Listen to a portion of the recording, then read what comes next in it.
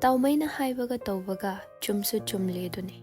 Ahingdo chekonda thabak yaubana ha khara punsinduna thabaki result haidopa ngaiba oina nganu duma ngawkhatlaga ikoi koina phamleduda wachoi ngangduna pulame.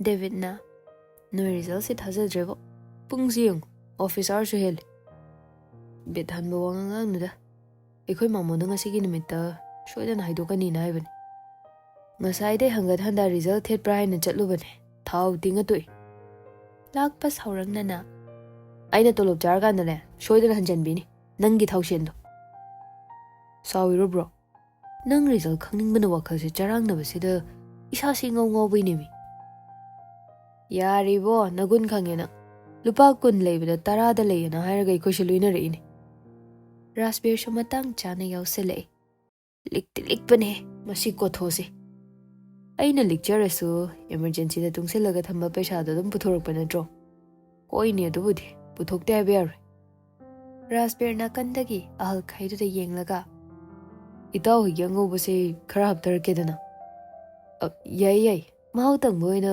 ngasai thabak waru bagi pothaba yana ba share makhai simaga chapjarni lakpasu ingit tawre ikhoisu macham ka yampai siro David na nang result haidori hardi pharak ta nanida macham pai da kai pharak ta doino nang ni khoi pharak tai si chinnadi macham ka khaiba aduga thakpa horaga na lepse biar sum mari chatpase kharpam enjang da su mairen chak poiro thabi champut poiro haudro mare idi banang so David na harakpani Raspberry na ado bro kaigumba result se khaidora adi nang training tawrgi di hire ni ne hoi tawdoi ni chahi mangti oi ge hire ni ne oi do mal bit yaw doi man de da nakhoi ni ga pundradi asi yaram laga ne atopa kangu punkhraga ekhoi ni ga kaw khradi nang na thakta case tawrakadam ni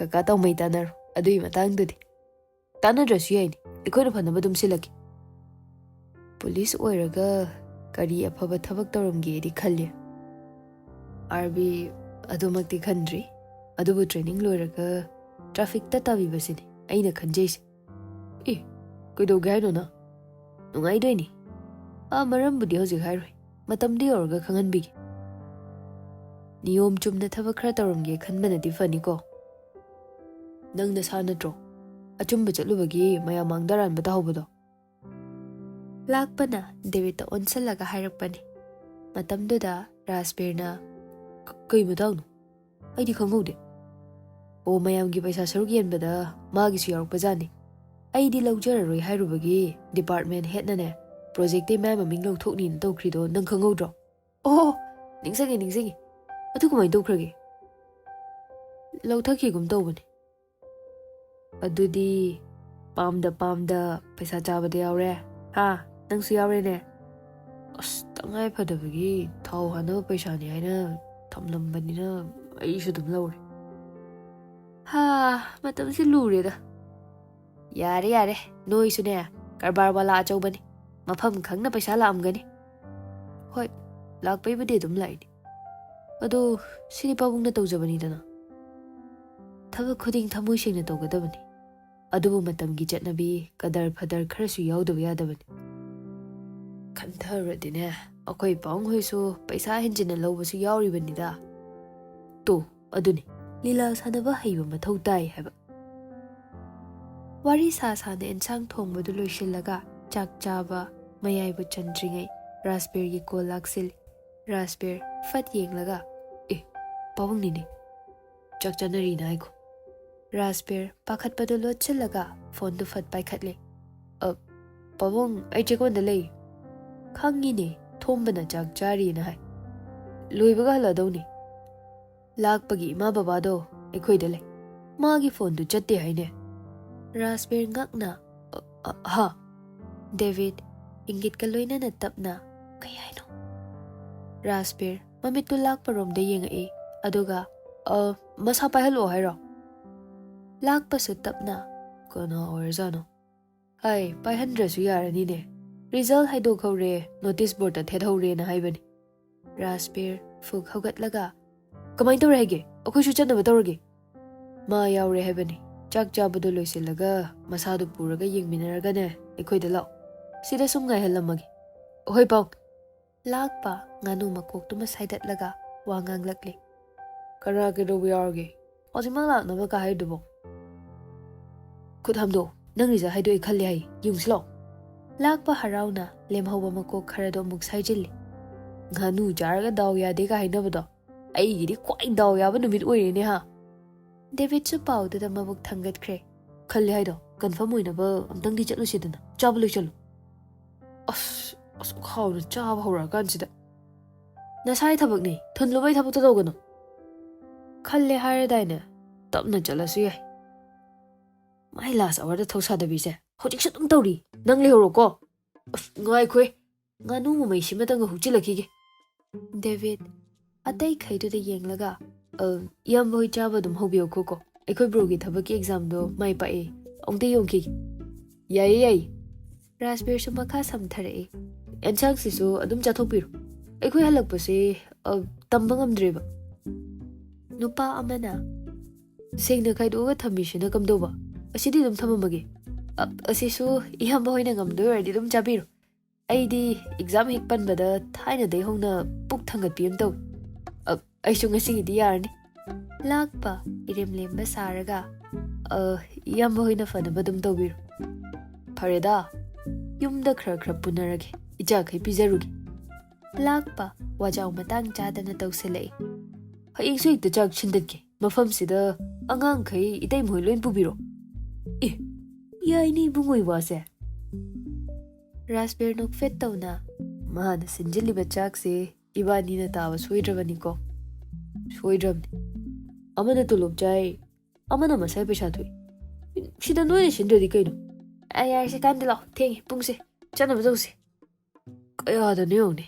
Maangay kay ngay naraga. Mahawsana angang oringaydagi tharakpa exam khuding ngamnaba pass tawduna ta laklabanina ngasigi result tuda masado thoidokna ngaklubadi phawdre. Miyam hoptuna leirambana notice board manakta jangsinbado thabak ama oirame. Tiliba miyam daso amana ngangba amana tade mamana thokpa ngamnaba jangsinnaba hotne. Yengba loirdi khra-khradi handoknaba pharoidro. Result se online da fanglakani haibadi thajai. Ado phong saringai sida yenghobasina bit lebe heledana. Sabas S bar oidringai da mai pakpa result haido phangene se naireba sidi. Chemistry honors ka tawraga SI oidoise. Hayengwai chemical reaction mayamdo taksanba damnine. Ngangliba mayamdo taraga ahumdo su yengnaraga nokmine. David na option amta leitabai sidi thabak sida changakpa mishu yawramal. Raspberry na mi takini yungawbana yambani. Mari yetnarakpa soruko. Lakpa yam sathibaga sarai. Ayay sidi. Kiyam khanu. Kanashu kigan. Lakpa ka wai hagnane. Lakthaba ngamdaba kanasu lir. David notice board to the munna yenglaga. Kadai mapadano nangi yawrisina. Tu. Sini. My roll number do. Ashi yawram ta thisi. Raspberry na phone do puthoklaga utlakpani. Lakpa su yenglaga. Serial da haptaba mali makhoisi. Raspberry na ay makok room da yengki bro. Nang may di yengo. Hando si nang namaro mana kokto na kanjili. Ay, kokto ka para ilakan da. Taing de, maning room da yengo nang na. Nasay result ni ko. Thawai krasu yaw. Ibo nang ama. Mi khwai ni yeng na bagum ahum duso mamit kubtaba makhay thet liba board to da yenglami. Raspberry na yaw dini. Kawain to jano. David na noy mamodo copy lerim ni kuldo hangiro. Ang mudrasyo yarni da. Kuidori nang nangahag sida lu khangoy Krishna. Hangdrasyo yarni. Ay khangi. Maning rom da yeng mada yarbo. Yawre. Maning day tigat pada ahum subada. Congratulations. Horen chak soidre. Ado proof oyo naba photo am namjalo. Makoko ay dasu yaw na maning sida kari nungarige. Ayengwai promotion gi matang dasu asina yam problem oidoini. Thabak da niyom chumna taw ko promotion gi wabu soidana dum lakani. David photo da namlaga Manipur ni kainu oithoktabam ta leiroi. Yam oini. Thabak hapiyo na nomba chatpadasu yaningum yaningdagum. nganu maning yam pami yarui maning na dum yaurpadamni Rasbirna hairakpani lakpana pambaidi makokne na pamini hawbai mahaudi hobiranu ko adu ina sauni sa mamoni thabak no matamna thawa yobide thawa sadiba nambu shelgam ta pide daine Rasbirna kaino he makhoi mamudabu kamai pidoino ang suibo aduna natro maning waida hapaise adudi pharak tadro yarese hojik matamdabu thaba ma hapirise pharamni ain khando result yengba loiraga wari sana sana gari khampham room da thorakpada mapa chanana lakpagi mamudu phone tawshile lakpa bit ihan hanna mamone ongta paige ko paru thank you phaudi hai ko lakpa call do receive tawraga mama tikenna result uraba natro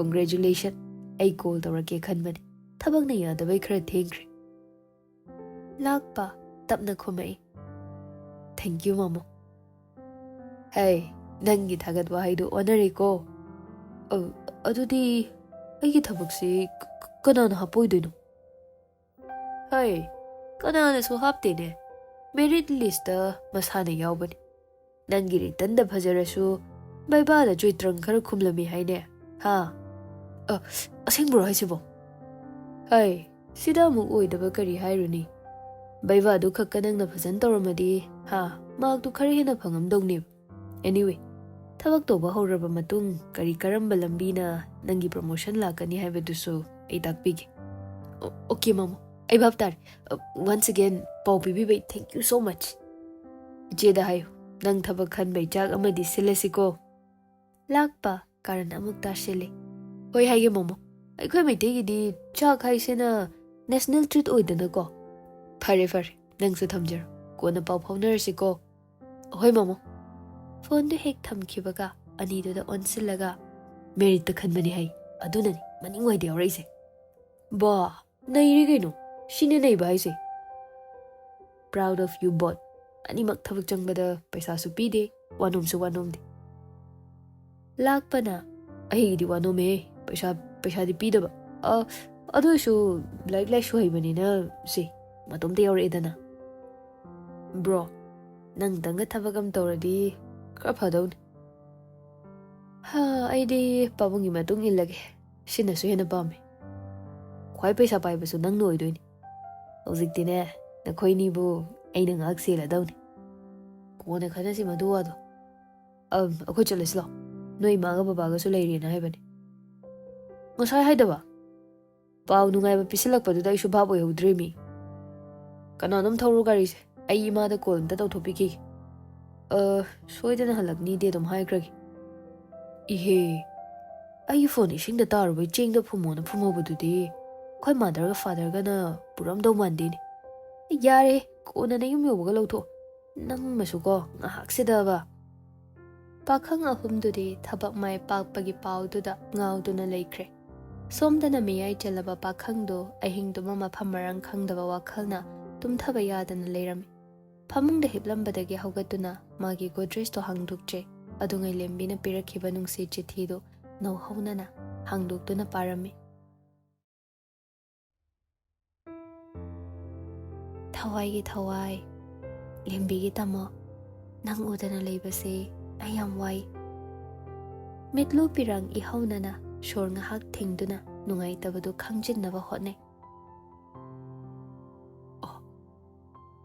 madam khara aina coaching yawbagi miram da leiring ai matam da mana tharakhiba chithi ni ko makha amuk pathaba horame chinglon lana paikhiba angoba leichel mangondane aigi saktam se yektuna tamoda ningsing mami oina khudol tambiyo na haijakibani tamo karigumba matamdasu inakta leiriboi ningba yawi chinglona pal oina koisinba lamdamse tamogi nungshiba ngaktana pungthan thali chatluba mafam khuding yenguba maikei khuding tamogi nungsiba ngaktana pik thali kaigumba iraibak sida nungsi changyeng tawdawri pakhang leisa mayam ama thoraklo hairabadi aina makok thangduna thokan changyeng sumai paktuna halakani ayuk nungthil numidang ꯃꯈꯣꯏꯁꯨ ꯑꯩꯅ ꯅꯨꯡꯇꯤꯒꯤ ꯇꯥꯃꯣꯒꯤ ꯋꯥꯔꯤꯇꯅꯤ ꯁꯥꯔꯤꯕ ꯀꯩꯗꯧꯉꯩ ꯑꯃꯨꯛ ꯎꯅꯗꯣꯏꯅꯣ ꯍꯥꯏꯅ ꯇꯠꯇꯅ ꯏꯐꯝꯗ ꯍꯪꯗꯕꯁꯨ ꯅꯠꯇꯦ ꯅꯤꯡꯁꯤꯡꯕ ꯃꯍꯥꯛꯁꯦ ꯄꯔꯤꯈ꯭ꯌꯥ ꯃꯇꯝꯗ ꯈꯛꯇ ꯅꯠꯇꯦ ꯋꯥꯈꯜ ꯅꯨꯡꯉꯥꯏꯍꯟꯕ ꯅꯨꯡꯁꯤꯕ ꯍꯥꯏꯕ ꯍꯤꯔꯝꯁꯤꯗꯁꯨ ꯃꯍꯥꯛꯁꯦ ꯋꯥꯈꯜ ꯌꯥꯝ ꯅꯨꯡꯉꯥꯏꯍꯜꯂꯤ ꯑꯩꯈꯣꯏ ꯑꯅꯤꯅ ꯍꯦꯛ ꯍꯦꯛ ꯑꯋꯥ ꯄꯣꯊꯥꯐꯝ ꯑꯣꯏꯕ ꯒꯨꯜꯃꯣꯍꯔ ꯄꯥꯝꯕꯤꯗꯣ ꯂꯝꯕꯤ ꯄꯥꯛꯊꯣꯛꯀꯅꯤ ꯍꯥꯏꯕꯗ ꯌꯥꯟꯊꯠꯈ꯭ꯔꯦ ꯅꯨꯃꯤꯠꯇꯨꯃꯗꯤ ꯑꯩ ꯆꯥꯛꯀ ꯆꯥꯗꯦ ꯐꯃꯨꯡꯗ ꯈꯥ ꯆꯤꯛꯇꯨꯅ ꯃꯤꯠꯀꯤ ꯄꯤ ꯂꯦꯞꯇꯅ ꯁꯤꯟꯊꯩ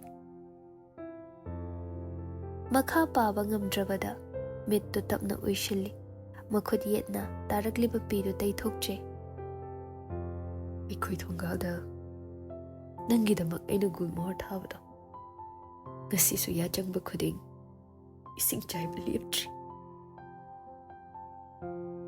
ꯃꯃꯥ ꯇꯥꯈꯤꯅꯤ ꯃꯇꯥꯒꯨꯝ ꯑꯃꯨꯛ ꯇꯨꯃꯤꯟ ꯂꯩ ꯈꯥꯡꯕ ꯉꯝꯗ꯭ꯔꯗꯨꯅ ꯁꯣꯟꯊꯥꯡꯗꯨꯅ ꯁꯣꯟꯖꯩ ꯑꯍꯣꯡꯕ ꯅꯥꯏꯕ ꯇꯥꯏꯕꯪ ꯈꯣꯡꯆꯠꯁꯦ ꯅꯪ ꯑꯩꯒꯤꯗꯤ ꯁꯔꯨꯛ ꯇꯝꯕꯤꯔꯛꯇ꯭ꯔꯤ ꯅꯪꯅ ꯃꯤꯒꯤ ꯑꯣꯏꯍꯟꯈ꯭ꯔꯦ ꯑꯗꯨꯒ ꯑꯩꯕꯨꯅ ꯅꯥꯏꯇꯣꯝ ꯇꯥꯔꯕ ꯃꯤꯁꯛ ꯑꯣꯏꯍꯧꯔꯦ ꯃꯈꯥ ꯇꯥꯕ ꯆꯤꯊꯤꯒꯤ ꯋꯥꯔꯣꯜꯗꯨ ꯑꯃꯨꯛ ꯄꯥꯔꯛꯂꯤ ꯉꯔꯥꯡꯗꯤ ꯃꯪꯗ ꯇꯥꯃꯣ ꯎꯔꯝꯃꯤ ꯑꯩꯈꯣꯏꯗꯤ ꯀꯣꯏꯕ ꯆꯠꯂꯦ ꯍꯥꯏꯅ ꯇꯧꯔꯝꯃꯤ ꯃꯤꯀꯞ ꯊꯣꯔꯛꯄꯗ ꯂꯩꯔꯝꯗꯕꯗ ꯑꯩꯒ ꯌꯥꯝ ꯋꯥꯏ ꯅꯨꯡꯊꯤꯜꯗ ꯃꯪꯕ ꯃꯪꯗꯤ ꯃꯀꯨ ꯃꯪꯗꯦ ꯍꯥꯏꯔꯁꯨ ꯇꯥꯃꯣ ꯎꯕ ꯃꯪꯗꯦꯅꯦ ꯑꯩ ꯃꯀꯨ ꯃꯪꯗꯦ ꯈꯛ ꯍꯥꯏꯅꯤꯡꯗꯦ ꯀꯣꯆꯤꯡ ꯌꯥꯎꯔꯤꯅꯦ ꯇꯧꯔꯤꯗꯣ ꯂꯥꯏꯔꯤꯛꯁꯨ ꯄꯥꯎ ꯑꯗꯨꯒ ꯃꯇꯝ ꯆꯥꯅ ꯆꯥꯕꯁꯨ ꯀꯥꯎꯒꯅꯨꯀꯣ ꯇꯥꯃꯣꯅ ꯃꯥꯏ ꯄꯥꯛꯄ ꯃꯤꯁꯛ ꯑꯃ ꯑꯣꯏꯔꯛꯄꯗꯣ ꯑꯩ ꯉꯥꯏꯗꯨꯅ ꯂꯩꯔꯝꯗꯣꯏꯅꯦ ꯅꯥꯍꯟꯕ ꯌꯥꯗꯦꯀꯣ ꯂꯣꯏꯁꯤꯜꯂꯒꯦ ꯆꯤꯊꯤꯁꯦ ꯅꯍꯥꯛꯀꯤ ꯂꯦꯝꯕꯤ ꯑꯁꯨꯛ ꯋꯥꯕ ꯄꯨꯟꯁꯤꯒꯤ ꯆꯩꯊꯦꯡꯁꯦ ꯅꯪꯒꯤ ꯅꯨꯡꯁꯤ ꯈꯨꯗꯣꯜꯅꯤ ꯈꯟꯅ ꯑꯩ ꯉꯁꯤꯁꯨ ꯈꯥꯡꯗꯨꯅ ꯂꯩꯔꯤꯕꯅꯤ ꯆꯤꯊꯤꯗꯣ ꯍꯥꯟꯅꯒꯤ ꯃꯐꯝꯗ ꯊꯝꯖꯤꯟꯗꯨꯅ ꯒꯣꯗ꯭ꯔꯦꯖꯇꯨ ꯊꯣꯡ ꯂꯣꯟꯁꯤꯜꯂꯝꯂꯒ ꯐꯃꯨꯡꯗ ꯂꯣꯡꯅ ꯍꯤꯞꯇꯨꯅ ꯎꯏꯊꯧ ꯌꯥꯗ꯭ꯔꯕ ꯃꯃꯤꯠꯇꯨ ꯎꯏꯁꯤꯜꯂꯒ ꯇꯨꯝꯅꯕ ꯊꯦꯝꯃꯤ ꯌꯥꯕ ꯀꯧꯕ ꯂꯩꯇꯦ ꯍꯦꯟꯅ ꯑꯗꯨꯝ ꯋꯥꯈꯜ ꯃꯋꯣꯜ ꯈꯟꯗꯨꯅ ꯍꯧꯈꯤꯕꯗꯨ ꯅꯤꯡꯁꯤꯡꯂꯛꯏ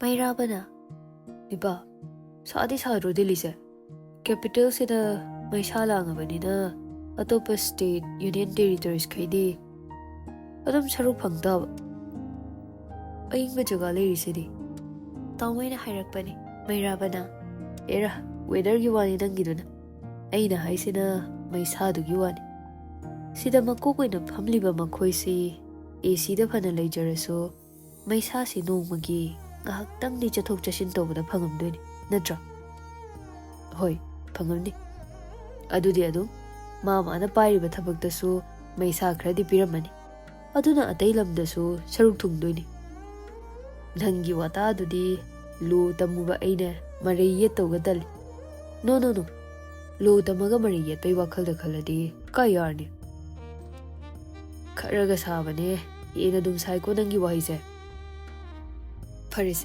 ꯁꯤꯅ ꯁꯤ ꯑꯣꯏꯈ꯭ꯔꯦ ꯑꯗꯣ ꯅꯪꯕꯨ ꯌꯨꯝꯗꯒ ꯊꯣꯛꯅꯤꯡꯗ꯭ꯔꯣ ꯂꯦꯝꯕꯤꯌꯨꯅꯤꯡꯗ꯭ꯔꯣ ꯇꯥꯎꯃꯩ ꯅꯣꯛꯃꯤ ꯇꯧꯗꯨꯅ ꯆꯤꯊꯤ ꯈꯛ ꯊꯥꯗꯣꯛ ꯊꯥꯖꯤꯟ ꯇꯧꯕꯁꯤꯅꯗꯤ ꯄꯦꯟꯕꯗꯤ ꯑꯣꯏꯗꯦ ꯑꯗꯨꯕꯨ ꯎꯅꯤꯡꯉꯦ ꯍꯥꯏꯗꯨꯅꯁꯨ ꯍꯦꯛꯇ ꯆꯠꯂꯨꯕ ꯌꯥꯗꯕꯅꯤꯅ ꯈꯥꯡꯉꯤꯁꯤꯅꯤ ꯋꯥ ꯀꯌꯥꯗ ꯐꯖꯔꯤꯕ ꯋꯥꯍꯩ ꯅꯪꯁꯨ ꯅꯨꯄꯤ ꯑꯃ ꯀꯣꯏꯁꯤꯜꯂꯨ ꯑꯗꯨꯒ ꯑꯩꯅ ꯐꯥꯎꯔꯤꯁꯦ ꯁꯣꯏꯗꯅ ꯐꯥꯎꯔꯛꯀꯅꯤ ꯍꯧꯖꯤꯛꯀꯤ ꯑꯣꯏꯅꯗꯤ ꯀꯅꯥꯝꯇ ꯀꯣꯏꯗꯕꯤ ꯂꯩꯖꯔꯒꯦ ꯍꯌꯦꯡꯋꯥꯏ ꯊꯕꯛꯀ ꯐꯪꯉꯀꯥꯟꯗ ꯌꯨꯝꯅ ꯍꯥꯏꯅ ꯁꯤꯡꯅꯕ ꯅꯨꯄꯤꯗꯣ ꯂꯨꯍꯣꯡꯗ꯭ꯔꯤꯀꯥꯟꯗ ꯊꯥ ꯈꯔ ꯀꯣꯏꯕ ꯍꯥꯏꯗꯨꯅꯤ ꯅꯪꯒꯤ ꯋꯥꯈꯜꯗꯨꯁꯨ ꯌꯥꯏꯅꯦ ꯍꯧꯖꯤꯛꯀꯤ ꯑꯣꯏꯅꯗꯤ ꯑꯣꯏ ꯌꯦꯠ ꯈꯪꯗꯅ ꯂꯩꯔꯤꯕ ꯅꯨꯄꯤꯁꯤꯡꯁꯤ ꯃꯤꯆꯤ ꯈꯔ ꯈꯠꯅ ꯏꯔꯥꯡ ꯈꯔ ꯇꯧꯁꯤꯟ ꯃꯇꯝ ꯂꯦꯟ ꯇꯥꯝꯅꯤ ꯀꯩꯅꯣ ꯑꯗꯣ ꯑꯩꯗꯤ ꯂꯦꯝꯕꯤ ꯈꯛ ꯈꯜꯂꯨꯕꯩꯔꯥ ꯈꯪꯗꯦ ꯃꯤ ꯑꯃꯅ ꯑꯃꯗ ꯈꯥꯏꯕꯁꯤ ꯀꯌా ꯄꯥꯝꯗꯦ ꯑꯁꯤ ꯈꯥꯏꯕꯒꯤ ꯅꯨꯡꯉꯥꯏꯕꯁꯤꯁꯨꯅꯦ ꯇꯣꯉꯥꯟꯕ ꯃꯍꯥꯎ ꯑꯃꯅꯤ ꯈꯥꯏꯔꯒ ꯍꯦꯟꯅ ꯅꯨꯡꯉꯥꯏꯕꯁꯨ ꯐꯥꯎꯔꯤꯅꯤ ꯑꯁ ꯑꯩ ꯅꯪꯒ ꯃꯔꯩ ꯌꯦꯠꯅꯕ ꯇꯜꯂꯤꯗ ꯑꯗꯣ ꯍꯣꯔꯦꯟꯗꯤ ꯀꯩ ꯏꯟꯖꯥꯡ ꯆꯥꯁꯤꯒꯦ ꯌꯥꯏ ꯑꯗꯣ ꯅꯤꯄꯥ ꯅꯪ ꯑꯦꯛꯖꯥꯝꯁꯦ ꯃꯥꯏ ꯄꯥꯛꯇꯕ ꯌꯥꯗꯕꯅꯤꯀꯣ ꯅꯪꯅ ꯍꯦꯛ ꯃꯥꯏ ꯄꯥꯛꯂꯕ ꯑꯩꯁꯨ ꯃꯥꯏ ꯄꯥꯛꯀꯗꯣꯏꯅꯤ ꯃꯥꯏ ꯊꯤꯔꯦꯗꯅ ꯑꯩꯁꯨ ꯄꯨꯂꯞ ꯌꯥꯎꯗꯣꯏꯅꯤ ꯅꯪꯁꯨ ꯑꯁꯨꯛ ꯂꯥꯞꯅ ꯂꯥꯛꯂꯤꯁꯦ ꯅꯁꯥꯒꯤ ꯄꯥꯟꯗꯝ ꯑꯃꯗꯅꯤ ꯅꯤꯄꯥ ꯅꯪꯒꯤꯁꯨ ꯃꯥꯏ ꯄꯥꯛꯅꯅꯕ ꯍꯣꯠꯅꯁꯦ ꯑꯩꯒꯤ ꯐꯥꯔꯁ ꯑꯦꯇꯦꯝꯞꯁꯤꯃꯗꯤ ꯐ꯭ꯂꯣꯞꯅꯦ ꯆꯠꯇꯣꯏꯁꯦ ꯃꯇꯨꯡ ꯇꯥꯔꯛꯄꯗꯗꯤ ꯁꯣꯏꯗꯅ ꯉꯝꯅꯕ ꯍꯣꯠꯅꯒꯦ ꯄꯨꯟꯁꯤ ꯆꯨꯞꯄ ꯅꯪꯁꯦ ꯑꯩꯒꯤ ꯃꯔꯨꯞ ꯑꯣꯏꯅ ꯑꯗꯨꯝ ꯂꯩꯌꯨꯀꯣ ꯂꯩꯗꯣꯏꯅꯤ ꯅꯪꯒꯤ ꯑꯃꯠꯇ ꯉꯥꯏꯔꯕ ꯆꯨꯍꯤ ꯃꯔꯨꯞ ꯅꯪꯅ ꯋꯥꯔꯦ ꯑꯩꯁꯨ ꯋꯥꯗꯣꯏꯅꯤ ꯅꯪꯅ ꯅꯨꯡꯉꯥꯏꯔꯦ ꯑꯩꯁꯨ ꯅꯨꯡꯉꯥꯏꯗꯣꯏꯅꯤ ꯀꯩꯒꯨꯝꯕ ꯃꯇꯝꯗ ꯑꯋꯥꯕꯗꯣ ꯌꯥꯎꯅꯤꯡꯗ꯭ꯔꯦ ꯅꯪ ꯅꯊꯟꯇ ꯋꯥꯍꯧꯔꯣ ꯍꯥꯏꯔꯛꯑꯗꯤ ꯀꯝꯗꯧꯕ ꯋꯥꯔꯒꯅ ꯋꯥꯔꯣꯏꯗꯕ ꯂꯝꯕꯤꯗꯣ ꯑꯩꯅ ꯆꯠꯁꯦꯅ ꯂꯝꯖꯤꯡꯗꯣꯏꯅꯤ ꯏꯅꯗꯧꯕ ꯅꯪꯅ ꯌꯥꯔꯛꯄꯗꯨꯅꯤ ꯃꯔꯨ ꯑꯣꯏꯗꯣꯏꯁꯦ ꯅꯠꯇ꯭ꯔꯣ ꯅꯪꯅ ꯆꯠꯁꯦ ꯍꯥꯏꯕ ꯂꯝꯕꯤꯗꯨꯗꯤ ꯃꯤꯠ ꯎꯏꯁꯤꯜꯂꯒ ꯃꯇꯨꯡ ꯏꯟꯅꯔꯁꯨ ꯑꯩ ꯑꯀꯤꯕ ꯁꯨꯡꯂꯩ ꯂꯩꯇꯦ ꯑꯗꯨꯒ ꯀꯨꯡꯀꯨꯠ ꯑꯃꯗ ꯄꯨꯂꯞ ꯄꯨꯊꯃꯤꯟꯅꯔꯗꯤ ꯐꯖꯗꯣꯏꯅꯤ ꯑꯅꯤꯗꯨ ꯋꯥꯍꯩꯗꯨꯗ ꯄꯨꯟꯅ ꯁꯤꯊ ꯅꯣꯛꯃꯤꯟꯅꯩ ꯇꯥꯎꯃꯩ ꯃꯈꯥ ꯇꯥꯔꯛꯏ ꯅꯥꯇꯩ ꯆꯥꯗꯕ ꯂꯝꯕꯤ ꯑꯣꯏꯔꯝꯃꯗꯤ ꯑꯃꯗꯤ ꯈꯣꯡ ꯇꯦꯛꯄ ꯌꯥꯎꯗꯣꯏꯅꯤ ꯆꯨꯝꯃꯦ ꯅꯤꯄꯥ ꯆꯦꯛꯁꯤꯟꯅ ꯆꯠꯂ ꯂꯣꯏꯔꯦ ꯐꯥꯒꯤꯅ ꯐꯥꯒꯤ ꯑꯣꯏꯔꯦ ꯑꯗꯨ ꯅꯤꯄꯥ ꯇꯨꯡꯒꯤ ꯄꯨꯟꯁꯤꯗ ꯋꯥꯒꯗꯕ ꯂꯝꯕꯤ ꯑꯃꯗꯗꯤ ꯀꯩꯗꯧꯅꯨꯡꯗ ꯑꯩꯈꯣꯏꯅꯤ ꯃꯈꯣꯡ ꯊꯥꯡꯒꯨꯝꯁꯤ ꯑꯩꯅ ꯁꯣꯏꯔꯦꯗꯅ ꯅꯪꯅ ꯆꯨꯝꯊꯣꯛꯄꯤꯌꯨ ꯑꯗꯨꯒ ꯅꯪꯅ ꯁꯣꯏꯔꯦꯗꯅ ꯑꯩꯅ ꯆꯨꯝꯊꯣꯛꯀꯅꯤ ꯁꯣꯏꯗꯅ ꯇꯧꯒꯅꯤ ꯅꯤꯄꯥ ꯑꯩꯅ ꯍꯥꯏꯕ ꯏꯟꯗꯕꯒ ꯌꯥꯔꯣꯏꯀꯣ ꯑꯁꯨꯛ ꯂꯥꯞꯅ ꯅꯪꯅ ꯀꯣꯆꯤꯡ ꯆꯠꯈ꯭ꯔꯦ ꯃꯇꯥꯒꯨꯝ ꯑꯩꯁꯨ ꯑꯩꯒꯤ ꯆꯥꯟꯅꯕ ꯂꯥꯏꯟꯒꯤ ꯌꯥꯎꯔꯨꯅꯤꯅ ꯂꯥꯛꯏꯕꯁꯦ ꯑꯩꯁꯦ ꯅꯨꯡꯁꯤꯗ꯭ꯔꯣ ꯅꯨꯡꯁꯤꯌꯦ ꯅꯤꯄꯥ ꯅꯪꯁꯨ ꯅꯁꯥꯒꯤ ꯀꯦꯔꯤꯌꯔꯗꯅꯦ ꯑꯐꯕ ꯃꯤꯅ ꯏꯀꯥꯏ ꯈꯨꯝꯅꯕ ꯃꯤꯁꯛ ꯑꯃꯗꯤ ꯑꯣꯏꯔꯧꯀꯣ ꯂꯥꯟꯉꯝ ꯐꯤꯔꯥꯜ ꯄꯥꯏꯔꯤꯁꯦ ꯊꯤꯜꯂꯕꯅꯤ ꯑꯌꯨꯛꯀꯤ ꯌꯦꯟꯈꯣꯡ ꯃꯈꯣꯜꯗꯨꯅ ꯃꯪꯂꯥꯟꯒꯤ ꯋꯥꯈꯜꯗ ꯇꯥꯎꯔꯨꯕꯗꯣ ꯇꯥꯏꯕꯪꯗ ꯑꯃꯨꯛ ꯂꯥꯛꯍꯜꯂꯤ ꯉꯥꯏꯍꯥꯛ ꯅꯤꯡꯁꯤꯡꯂꯨꯕꯗꯨꯅ ꯃꯥꯏꯊꯣꯡꯗꯣ ꯃꯃꯣꯟ ꯃꯤꯅꯣꯛꯇꯨ ꯂꯣꯏꯅꯗꯨꯅ ꯂꯩꯔꯝꯃꯤ ꯃꯉꯥꯎ ꯁꯣꯟꯊꯣꯛꯅ ꯊꯤꯈꯤꯕꯅꯤ ꯑꯩꯒꯤ ꯃꯔꯨꯞ ꯃꯩꯔꯥꯕꯗꯣ ꯃꯥꯗꯤ ꯇꯁꯦꯡꯕ ꯃꯩꯔꯥ ꯑꯁꯦꯡꯕꯅꯤ ꯍꯧꯔꯨꯕꯗ ꯃꯩꯕꯨꯜꯒ ꯂꯣꯏꯅꯅ ꯊꯣꯔꯛꯄꯗꯣ ꯃꯥꯅ ꯍꯥꯏꯕ ꯏꯟꯗꯦ ꯍꯥꯏꯕꯒꯤꯗꯃꯛ ꯑꯩꯕꯨ ꯋꯥꯔꯧꯈꯤꯕ ꯑꯁꯨꯛ ꯀꯨꯏꯕꯁꯤ ꯄꯥꯎ ꯐꯥꯎꯔꯛꯇꯕ ꯑꯅꯝ ꯀꯟꯕꯗꯁꯨ ꯃꯥꯒ ꯄꯥꯕꯤꯅꯕ ꯀꯅꯥꯁꯨ ꯂꯩꯔꯣꯏ ꯇꯨꯝꯗ꯭ꯔꯕꯅꯤꯅ ꯑꯀꯣꯏꯕꯗ ꯈꯣꯡꯂꯤꯕ ꯎꯆꯦꯛꯁꯤꯡꯒꯤ ꯈꯣꯟꯖꯦꯜꯗꯨ ꯇꯥꯕ ꯍꯦꯟꯗꯣꯛꯇꯅ ꯃꯃꯥ ꯑꯍꯜ ꯑꯣꯏꯕꯤꯗꯨꯁꯨ ꯍꯧꯒꯠꯂꯛꯄ ꯃꯇꯝ ꯑꯣꯏꯕꯅ ꯃꯆꯥꯒꯤ ꯀꯥꯗ ꯀꯧꯗꯨꯅ ꯆꯪꯉꯛꯏ ꯏꯕꯨꯡꯉꯣ ꯇꯥꯎꯃꯩ ꯀꯞꯂꯨꯕꯒꯤ ꯈꯣꯟꯖꯦꯜꯗꯨ ꯈꯪꯗꯅꯕ ꯈꯧꯗꯦꯝꯂꯒ ꯏꯃꯥ ꯇꯥꯏꯌꯦ ꯍꯧꯒꯠꯂꯗꯣꯏꯅꯤ ꯖꯥꯟꯗꯣ ꯁꯣꯜꯂꯤ ꯆꯪꯂꯛꯂꯤ ꯍꯥꯏ ꯃꯄꯥꯟꯗꯅꯦ ꯑꯉꯥꯡ ꯑꯃꯅ ꯕꯥꯔꯇꯣꯅꯦꯅ ꯄꯤꯔꯝꯂꯤꯁꯦ ꯅꯪꯒꯤꯅꯤ ꯍꯥꯏꯅꯦ ꯇꯥꯎꯃꯩ ꯍꯧꯒꯠꯇꯨꯅ ꯃꯃꯥꯗꯩ ꯂꯧꯔꯒ ꯀꯅꯥꯒꯤꯅꯦ ꯍꯥꯏꯒꯦ ꯊꯧꯗꯣꯛꯁꯤꯅ ꯈꯪꯗꯦꯅꯦ ꯃꯁꯥꯗ ꯄꯤꯕꯤꯌꯨ ꯈꯛ ꯍꯥꯏ ꯇꯥꯎꯃꯩ ꯍꯪꯗꯣꯛꯇꯨꯅ ꯄꯥꯔꯒ ꯁꯤꯗꯤ ꯗꯤꯃꯥꯟ ꯂꯦꯇꯔꯅꯤꯅꯦ ꯖꯥꯟꯗꯣ ꯄꯥꯈꯠꯄꯒ ꯂꯣꯏꯅꯅ ꯍꯥꯏ ꯀꯔꯤ ꯗꯤꯃꯥꯟꯅꯣꯅꯦ ꯄꯨꯂꯤꯁꯇ ꯇꯥꯛꯀꯗ꯭ꯔꯣ ꯇꯥꯎꯃꯩ ꯃꯃꯥꯕꯨ ꯄꯥꯈꯠꯇꯅꯕ ꯊꯦꯝꯖꯤꯟꯖꯩ ꯄꯨꯂꯤꯁꯇ ꯇꯥꯛꯀꯗꯕ ꯅꯠꯇꯦꯗ ꯂꯨꯍꯣꯡꯕ ꯑꯃ ꯌꯥꯎꯗꯕ ꯌꯥꯔꯣꯏꯅ ꯗꯤꯃꯥꯟ ꯇꯧꯔꯛꯏꯅꯦ ꯀꯅꯥꯒꯤ ꯅꯃꯥꯟꯅꯕꯅꯣ ꯏꯃꯥꯟꯅꯕꯒꯤ ꯃꯆꯥꯒꯤꯅꯤ ꯂꯥꯛꯇꯕ ꯌꯥꯗꯦꯅ ꯍꯥꯏꯔꯛꯄ ꯑꯌꯨꯛꯁꯤꯗ ꯅꯨꯡꯉꯥꯏꯕ ꯄꯥꯎ ꯑꯣꯏꯗꯦꯗ ꯃꯗꯨ ꯅꯃꯥꯟꯅꯕꯒꯤꯅ ꯃꯆꯥ ꯆꯥꯎꯗꯅ ꯃꯌꯨꯝ ꯄꯥꯟꯕ ꯌꯥꯎꯗꯧꯔꯦ ꯅꯪꯒꯤꯅ ꯍꯧꯖꯤꯛ ꯐꯥꯎꯕ ꯂꯨꯍꯣꯡꯕꯩ ꯋꯥꯈꯜꯁꯨ ꯇꯧꯗꯦ ꯑꯉꯥꯡ ꯑꯃ ꯌꯣꯛꯄ꯭ꯔꯥ ꯑꯩꯁꯨ ꯌꯣꯛꯇꯦ ꯑꯌꯨꯛꯀꯤ ꯆꯥꯛꯇꯨꯗꯤ ꯑꯩꯅ ꯊꯣꯡꯉꯒꯦ ꯏꯃꯥ ꯆꯥꯛ ꯉꯥꯏꯕ ꯑꯣꯏꯅ ꯆꯥ ꯑꯃꯁꯨ ꯊꯛꯇꯣꯛꯁꯤ ꯑꯩꯅ ꯉꯥꯡꯉꯤꯕ ꯋꯥꯔꯤꯁꯤ ꯊꯩꯗꯣꯛꯅꯕ ꯍꯥꯏꯗꯨꯔꯣ ꯅꯪꯒꯤꯗꯨꯕꯣ ꯐꯃꯨꯡꯒꯁꯦ ꯂꯣꯏꯁꯤꯜꯂꯒ ꯏꯔꯨ ꯃꯥꯏꯊꯅꯕ ꯇꯧꯒꯦꯁꯦ ꯇꯧ ꯑꯁꯣꯟꯕꯤ ꯅꯃꯥꯁꯦ ꯃꯤꯠ ꯍꯦꯛ ꯎꯏꯁꯤꯟꯈꯤꯕ ꯅꯨꯃꯤꯠꯇꯅꯦ ꯅꯪꯅ ꯉꯁꯤ ꯂꯩꯗꯨꯅ ꯆꯦꯜꯂꯤꯕꯁꯦ ꯅꯪ ꯌꯥꯒꯗ꯭ꯔꯥ ꯌꯦꯡꯉꯨꯀꯣ ꯅꯪ ꯇꯥꯎꯃꯩ ꯁꯣꯟꯊꯥꯡꯅꯅ ꯑꯗꯨ ꯀꯟꯕ ꯋꯥꯍꯩꯗꯨꯕꯨ ꯅꯆꯥꯗ ꯀꯩꯒꯤ ꯍꯥꯏꯕꯤꯔꯤꯅꯣ ꯏꯃꯥ ꯅꯪꯕꯨ ꯑꯃꯨꯛꯇꯪꯗꯤ ꯑꯉꯥꯡ ꯌꯣꯛꯀꯦꯔꯥ ꯅꯨꯄꯤ ꯊꯤꯒꯦꯔꯥ ꯐꯤꯔꯦꯞ ꯑꯃꯗꯤ ꯂꯦꯞꯄꯨꯕ ꯅꯪꯒꯤ ꯈꯟꯕꯗꯅꯦ ꯏꯃꯥ ꯋꯥꯔꯦꯅꯦꯍꯦ ꯏꯃꯥꯒꯤ ꯑꯄꯥꯝꯕꯗꯣ ꯑꯩ ꯁꯣꯏꯗꯅ ꯊꯨꯡꯍꯟꯒꯗꯣꯏꯅꯤ ꯉꯁꯤ ꯊꯦꯝꯃꯕꯅꯤ나 ꯊꯥ 2-3ꯗꯤ ꯑꯩ ꯋꯥꯐꯝꯁꯤꯒꯤ ꯅꯤꯡꯉꯥꯏ ꯇꯧꯍꯟꯗꯕꯤ ꯊꯝꯗꯣꯏ ꯑꯣꯏꯔꯤꯅꯤꯅꯦ ꯁꯣꯏꯗꯅ ꯏꯃꯥꯅ ꯄꯥꯝꯕꯗꯣ ꯇꯧꯗꯣꯏꯅꯦꯕ ꯅꯨꯡꯉꯥꯏꯕ ꯋꯥꯈꯜ ꯈꯜꯂꯒ ꯂꯩꯊꯣꯛꯁꯤ ꯑꯦꯟꯁꯥꯡꯁꯨ ꯍꯥꯎꯍꯟꯒꯦ ꯑꯗꯨꯒ ꯆꯥꯁꯨ ꯍꯥꯎꯍꯟꯒꯦ ꯉꯁꯤꯗꯤ